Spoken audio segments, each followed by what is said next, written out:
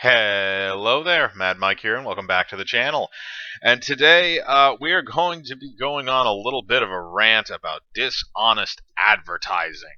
And Terminator Dark Fate seems to have committed the cardinal sin against moviegoers, which is to lie about your film using your advertising department.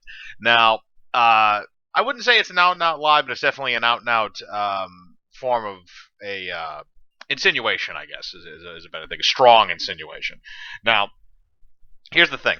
Before Terminator Dark Fate had their Comic-Con panel, they came out and there was a leak that stated that John Connor was supposed to die at the beginning of the film, and there was that's why the Natalia Reyes, her character, is supposed to be the new John Connor-esque, savior of the world, that sort of thing.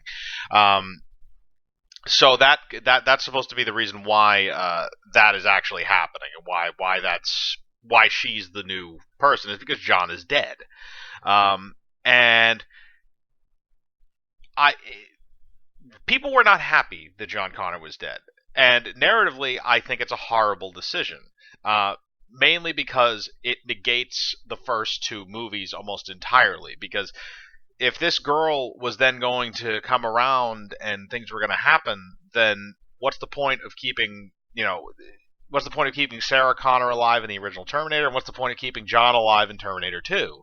There's really, it negates those two films, which I think is a horrible narrative choice. Now, again, I stated that I don't think James Cameron necessarily had too huge of a hand in this film, even though that was, again, something that has been very heavily advertised, was his involvement as executive producer.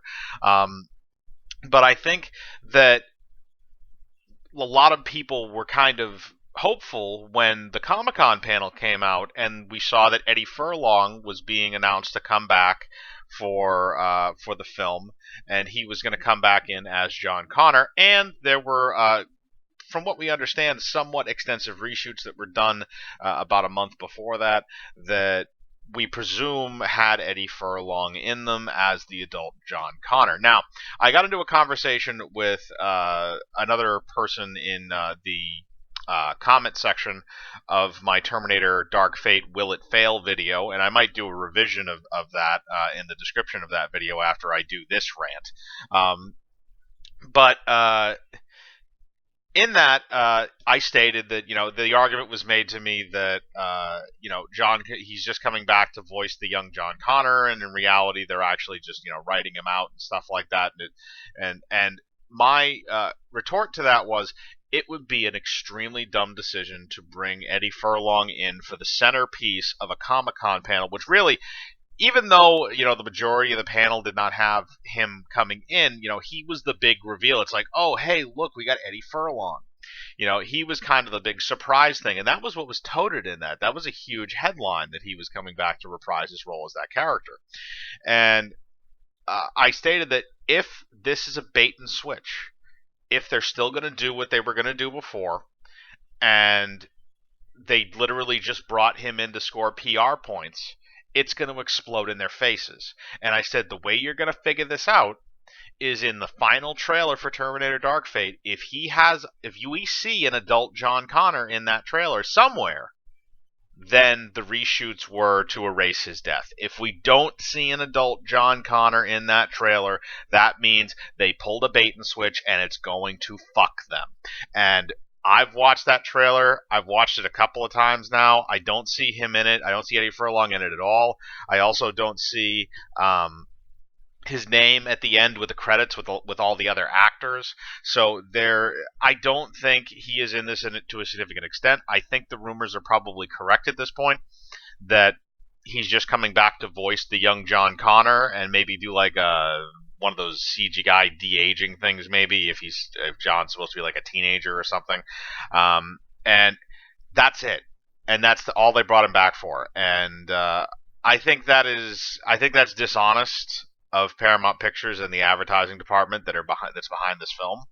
I think it's a slap in the face to the fans of the franchise, and I think that this is a huge negative PR move for them, for the franchise moving forward. And this also comes on the heels that the original co-writer of Terminator is looking to re-secure the rights to the film franchise from its current holders, which I believe is Skyline Studios, um, who helped co-produce this film, or who helped, finance and make this movie.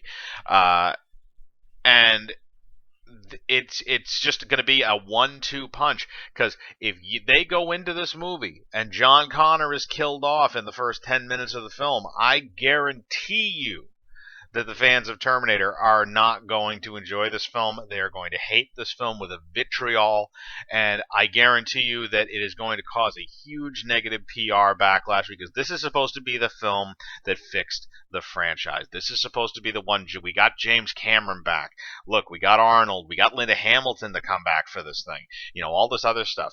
We have all this stuff going on that we're doing it for you, the fans, and then what do? You kill off the hero of your story within the first 10 minutes. The hero that people have been fighting for 2 films now, according to the chronology of Terminator, because this is supposed to be a technical sequel to Judgment Day.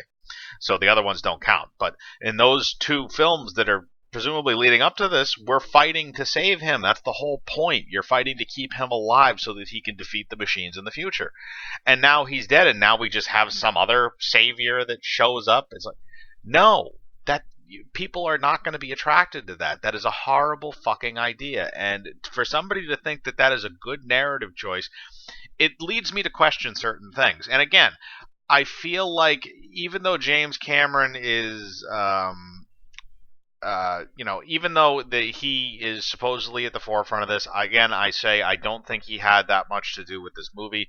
There's rumors going around that he did not even step foot on the set of the film at all during its filming process. I think he was much busier with Alita Battle Angel and with the Avatar sequels than he was with this film. I think he is attached to it in name only, and I think that ultimately, again, that is going to come back and bite this film in the ass. And I think that this film is going. This could be the final nail in the coffin for the Terminator franchise. Again, assuming that lawsuit goes through and this thing winds up being in litigation for years and years and years, because obviously they're going to fight back and forth, just like the Friday the 13th lawsuit that's been going on now for almost 3 years. So this is just it's a horrible thing, and I feel like this is going to wind up sinking this movie, and I think that a lot of people aren't going to realize this until they get in the theaters.